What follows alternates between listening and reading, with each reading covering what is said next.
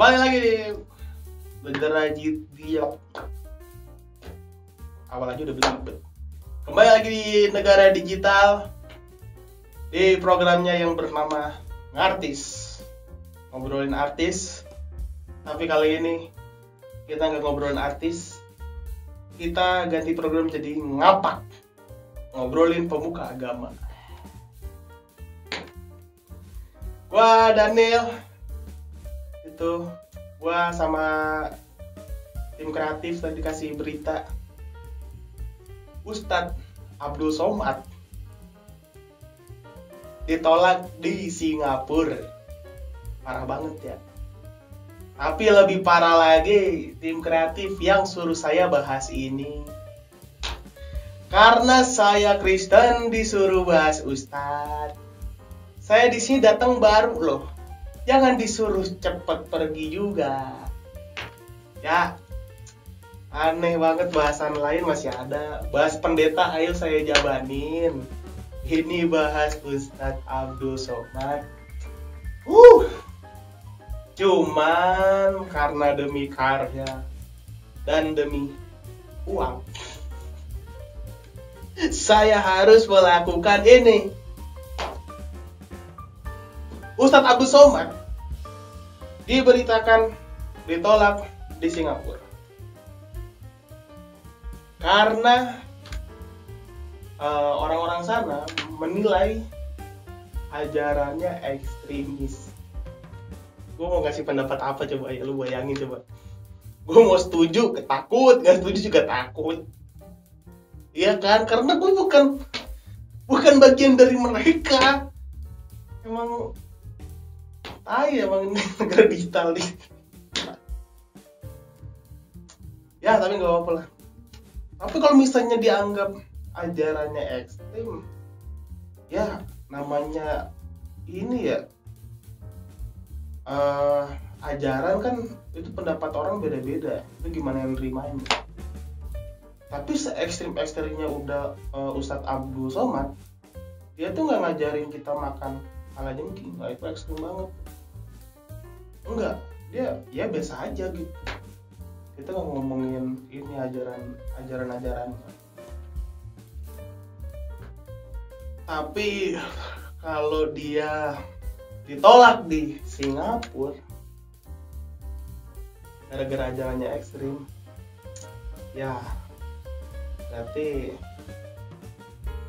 mulailah sadar diri.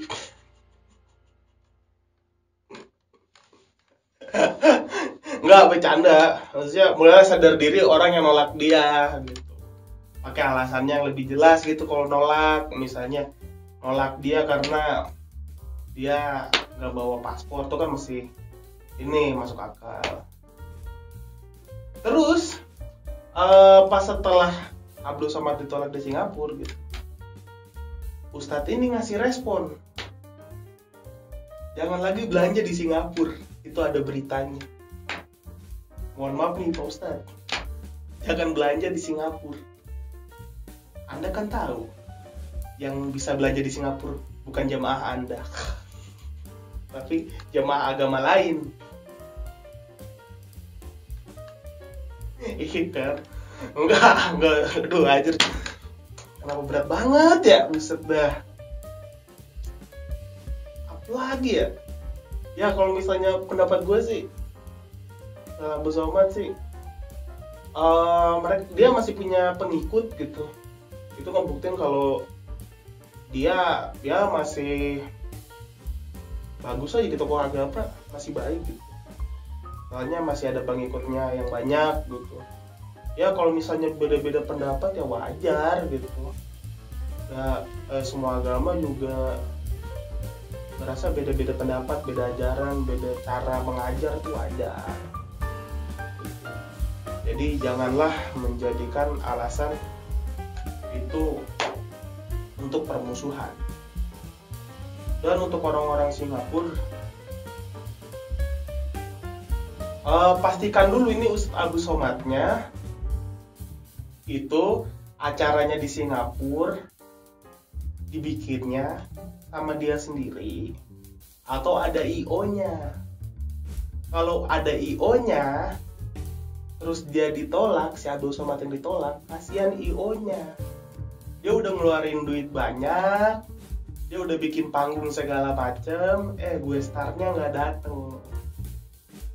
Karena nggak bisa diganti ustadz lain dong, apalagi diganti profesi lain. Masa ada tampil akbar isinya badut sulap, nggak mungkin. Makanya dilihat dulu. Atau kalau misalnya ini acaranya yang bikin IO Singapura ngundang Ustadz Abdul Somad gitu, itu acaranya dibatalin sebelum dia ngundang.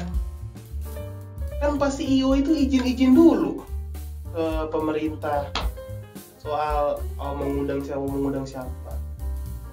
Jangan pas udah deal baru diundang, baru dibatalin. Kasian tau. Maka dari itu, untuk sebangsaku dan setanah air,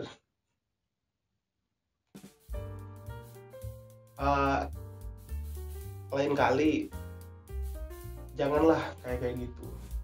Kalau misalnya ada ustadz datang ya terima aja. Kalau misalnya lu nggak suka ajarannya, bukan nggak suka ajarannya sih, ajarannya bagus, nggak suka caranya gitu, ya lu tinggal nggak usah datang.